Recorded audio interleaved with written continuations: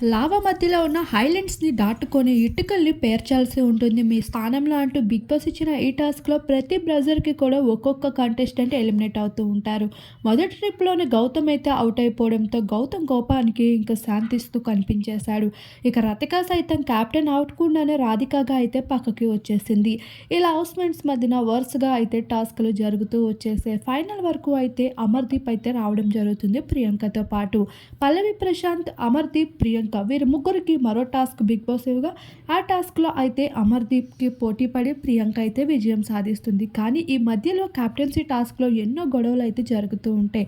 Task అంటే అమర్‌కి ఎంత కోపం వస్తుందో తెలుసు. ఇక శోభా శెట్టితో గొడవకి దిగుతూ కనిపించేశాడు అమర్‌దీప్. అయితే ఆ గొడవను ఆపేందుకు ప్రియాంక అయితే మధ్యలోకి వెళ్లాల్సి వచ్చింది.